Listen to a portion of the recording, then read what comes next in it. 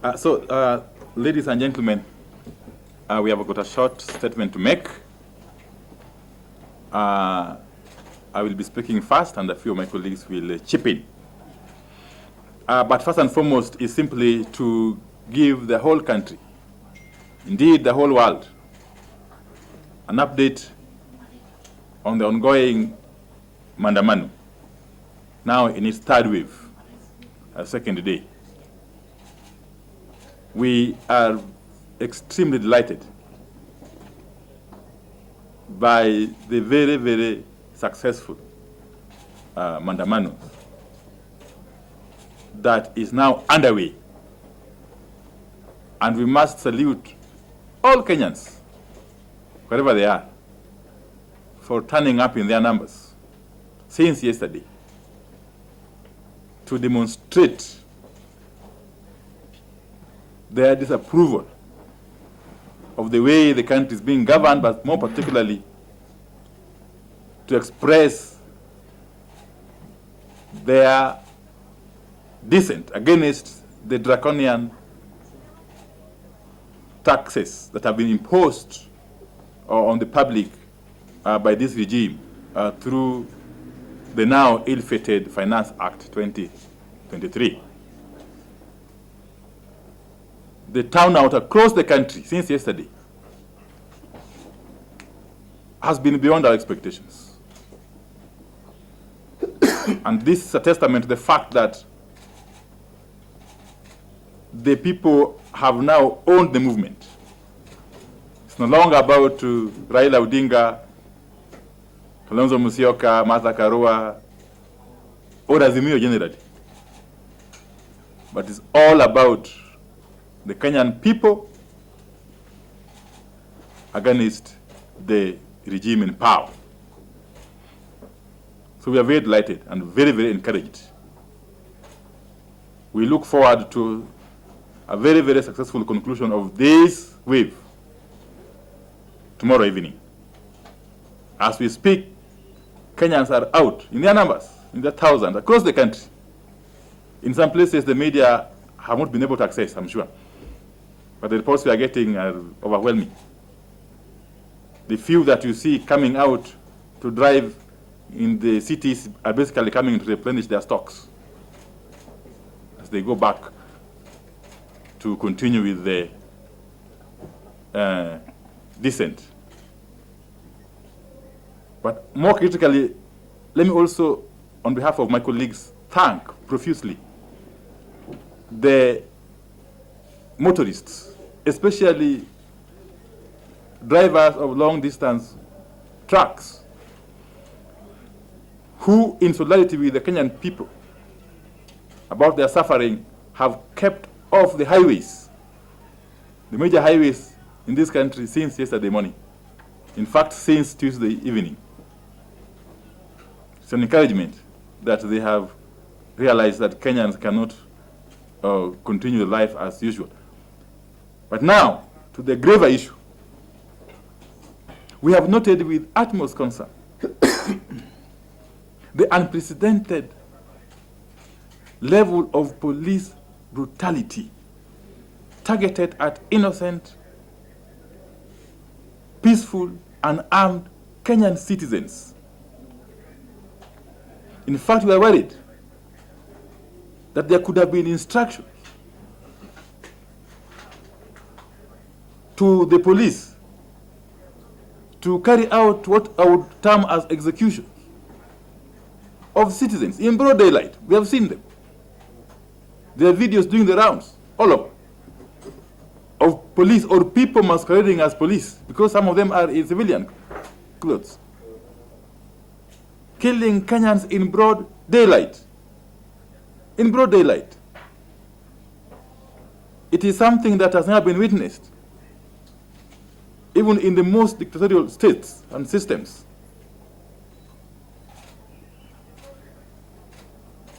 It reminds us of the happenings in Cambodia under the late dictator,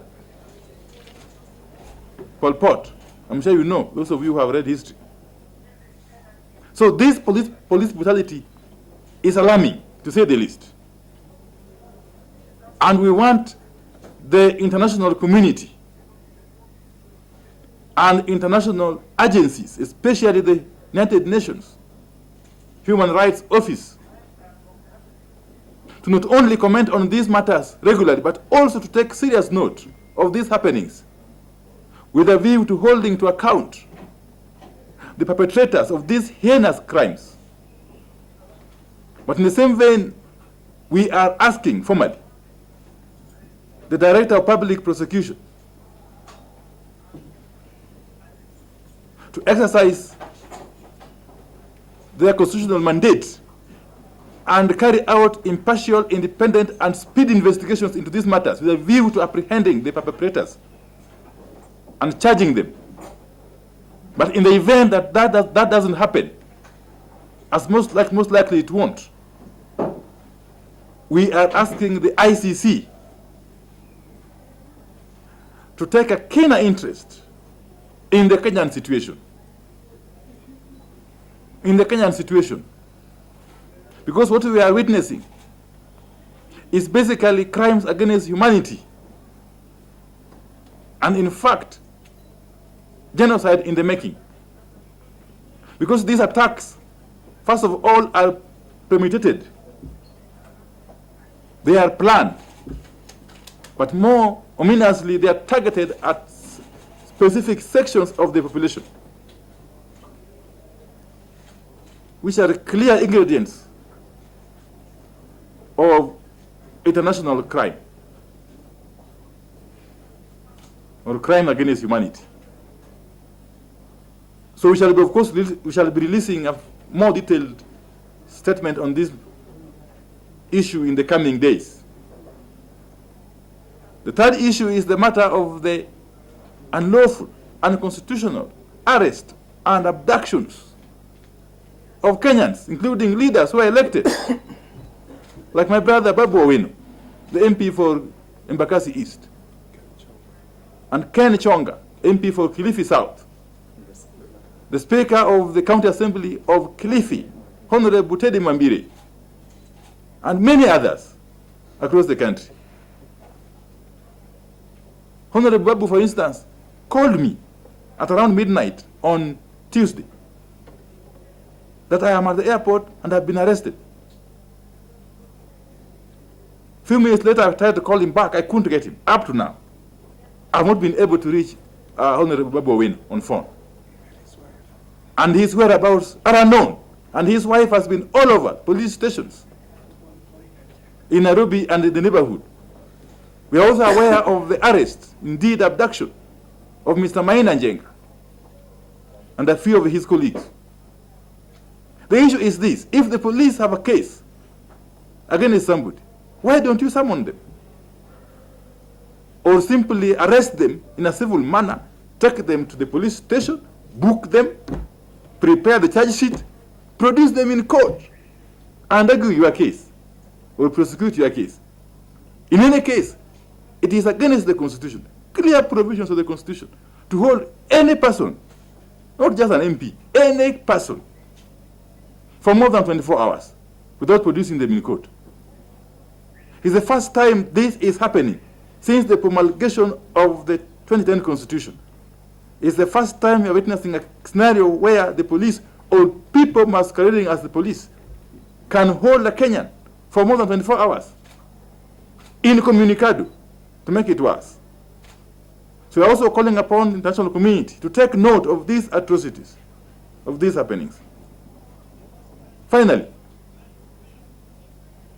we are hoping that they will end well across the country. But tomorrow again we are back. Kenyans will be back to demonstrate against all these legal proposals and the legal practices by the regime. From here, today, I think at around 3 p.m., Kenyans will be converging at Central Park in Nairobi, you know where it is. At around 3 p.m., Kenyans will be converging at the Central Park in the Nairobi CBD to continue with the protests and demonstrations. And we call upon the police to provide security to both the demonstrators and the general public. Security to the peaceful demonstrators and the general public. We commit that we shall continue to remain peaceful throughout, whether provoked or not. We want to appeal to our brothers and sisters in the National Police Service to also understand that what we are doing is basically also to their benefit.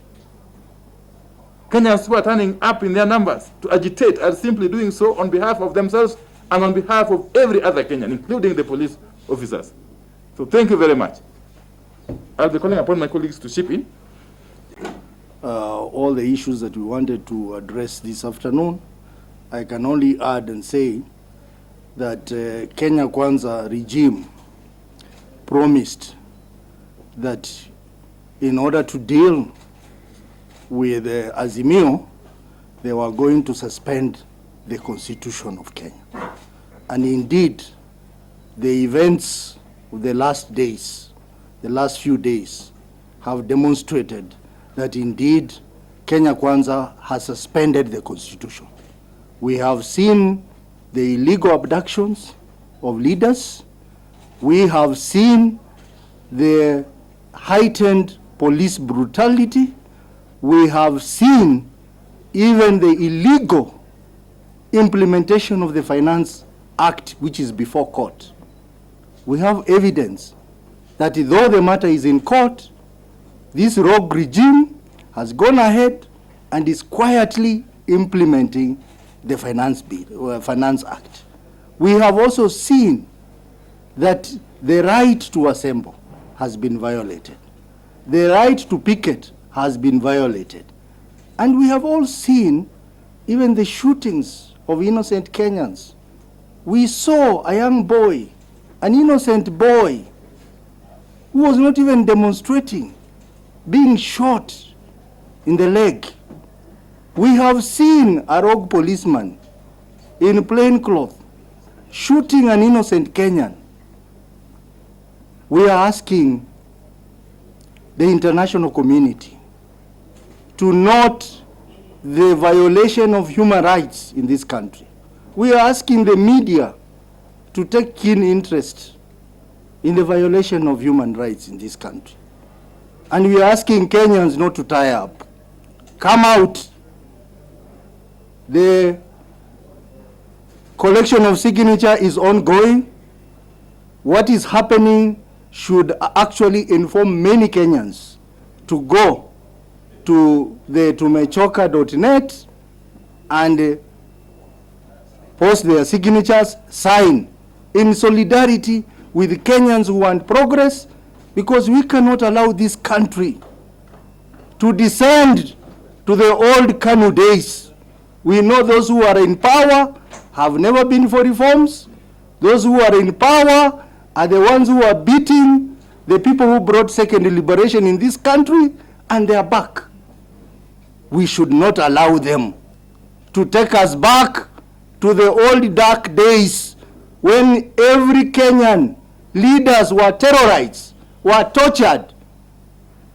They took away our security illegally so that they can abduct us. We are not going to be silenced, Mr. Ruto. We are not going to be silenced, Mr. Gachagua.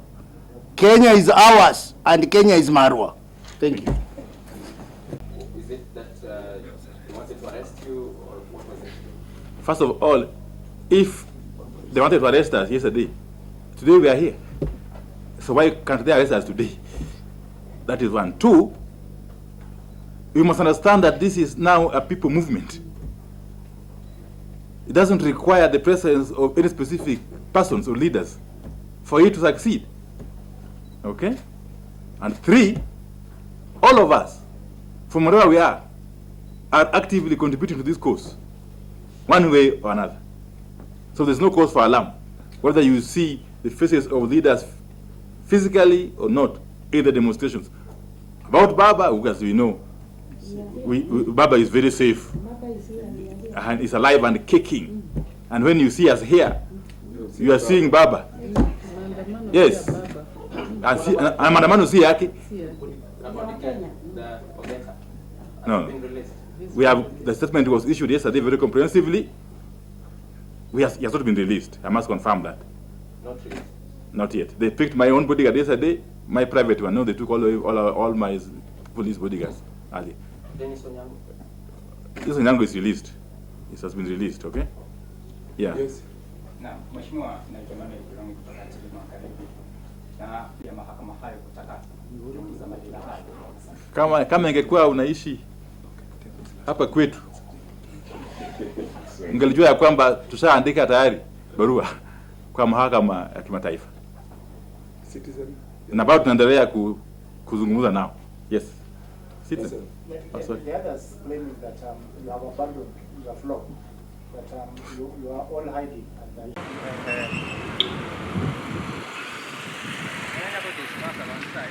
Niko na hapo lazima gamble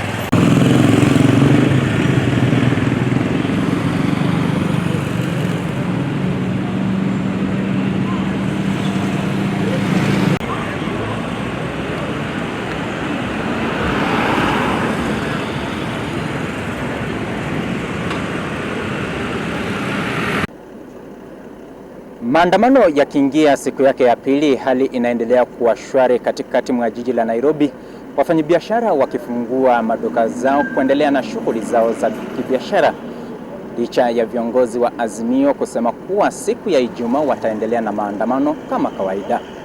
Emmanuel Kilongi, Runinga ya Magharibi, Nairobi.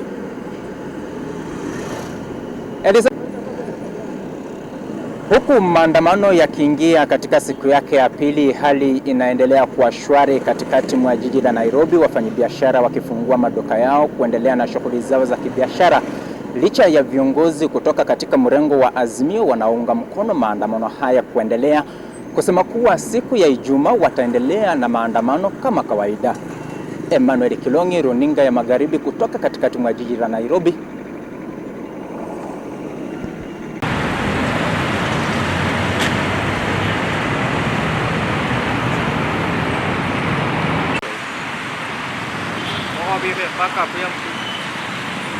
Jadi nanya nafas berlangganan.